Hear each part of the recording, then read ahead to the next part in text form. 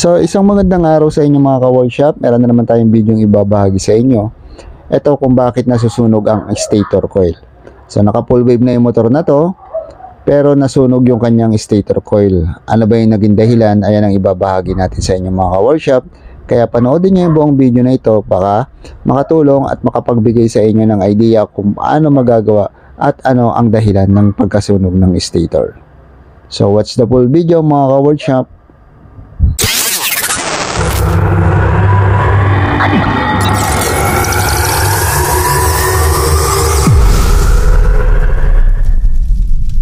So, ang unit na gagawin natin mga ka-workshop, Honda Alpha 110.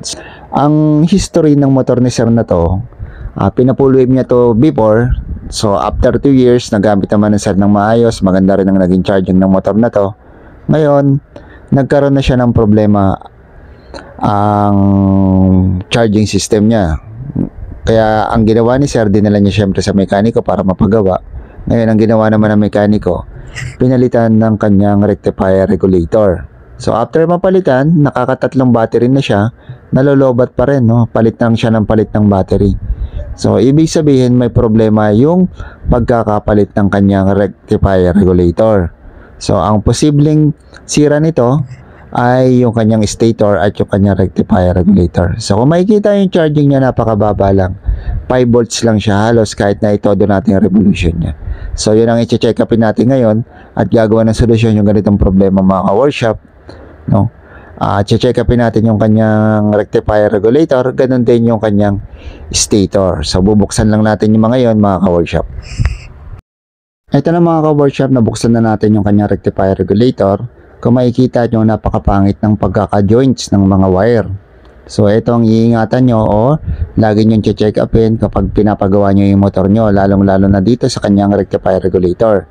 Kailangan kasi intact na intact ang pagkaka-splice ng mga joint na to nyo. Hindi kailangan yung ganito. Kailangan siya maayos, nakahinang at nakasid siya mabuti. Dahil mataas ang voltaheng nanggagaling sa ating stator coil papunta dito sa ating rectifier regulator. Kapag ganitong klase ang inyong pagkakakonek, maaaring magkaroon ng lost contact, uminit ang mga wire, magkaroon pa ng pagkasunog sa inyong wire harness. So, iingatan natin yung ganito. Make sure na magiging maayos talaga siya. Intact na intact ang joint. So, ito ang aayusin natin muna. Tama natin to. Ngayon, papalitan na rin natin yung kanyang rectifier regulator. Ito na mga ka-workshop, na ayos na natin yung kanyang rectifier regulator. Pinalitan na natin ng bago. At inayos natin yung connection nito sa kanyang wire harness. So ayan, kung mapapansin nyo or kung makikita nyo, naka-shrinkable tube siya, tapos nakahinang yung bawat joint ng mga wire na yan. Para safe na safe, walang maging lost contact, hindi magkaroon ng pag-init ang mga wire. So yan ang sinasabi ko sa inyo mga ka-workshop, na dapat nakaganyan yung inyong connection dito sa inyong rectifier regulator galing sa inyong stator coil. So ipapaliwanag natin sa inyo yung wiring color coding connection niya. So yung yellow wire, nakakonect yan sa yellow wire galing doon sa inyong stator coil. Tapos ito namang color black wire, nagduktong tayo ng additional wire, nilagay natin sa ignition, no? Ignition switch, yun inyong accessory line. So ayan. Tapos doon natin nilagay para yung battery operated na rin dito. Ayan. Magkasama sila nung yellow wire naman na pinutol natin na nakakabit natin sa dating stator coil. So ayan. Para maging battery operated na rito, lalagyan na lang natin ng switch doon sa pinaka headlight niya. Tapos etong pink wire, nakalagay naman siya sa white wire. So ayan. Galing rin siyang stator. Tapos yung red wire sa color red lang rin. Tapos yung kanyang ground sa color green mga ka-workshop. So ayan, green sa green mga ka-workshop.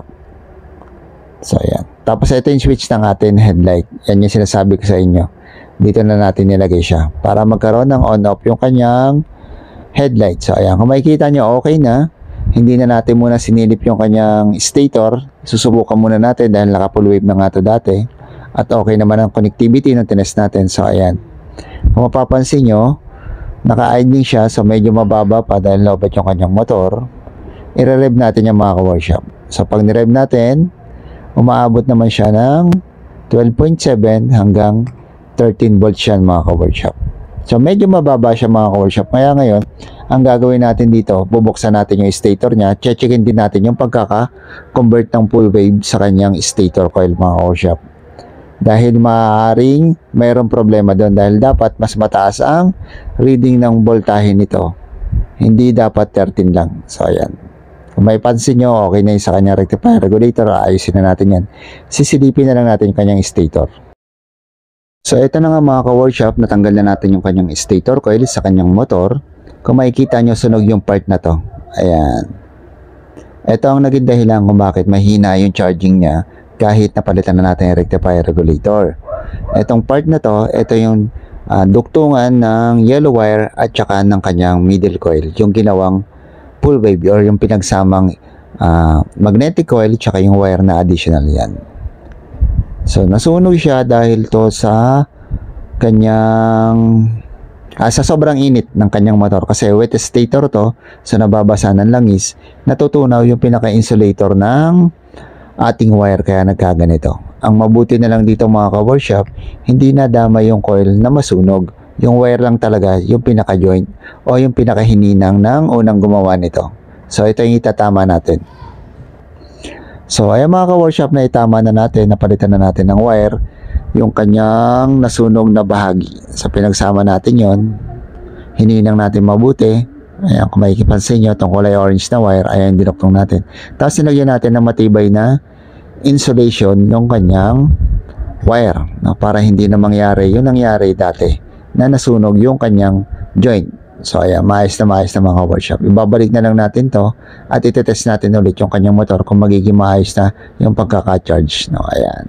Ganyan ang paggagawa or paghihinang ng ating stator coil or pagko-convert into full wave ng ating stator coil papunta naman sa ating rectifier regulator. So ayan mga ka-workshop. Babalik lang natin to tapos itetest na natin ulit. So ayan mga ka-workshop, okay na no?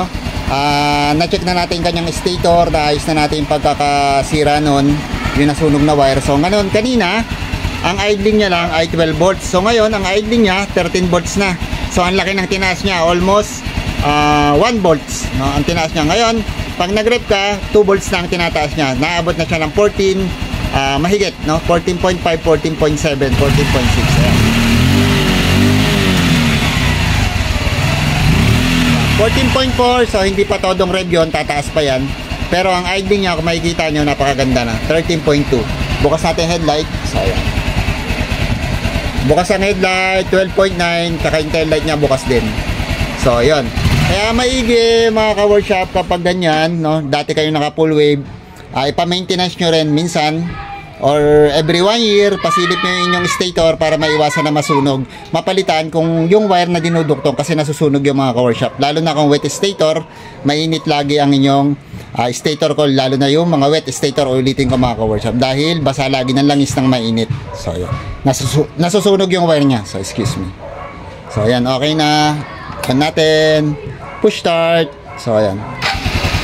So napaka simple na i-push start. Ulit pa, isa pa. On. So kung makikita nyo, push start natin. So yun lang, di ba? Push start agad. So ayan si Sir. Sir, ano masasabi mo? Mag-click. Okay.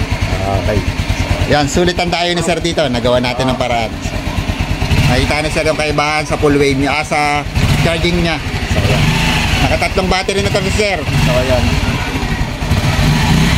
Nice na. So kung ganito problema ng motor niyo Sir, dahil lang kayo dito, Jella Workshop, located at GMA Cavite, Barangay Poblacion 5, in front of Iglesia ni Cristo, or Google nyo or Waze, Jella Workshop Motorcycle Accessory Shop, GMA Cavite.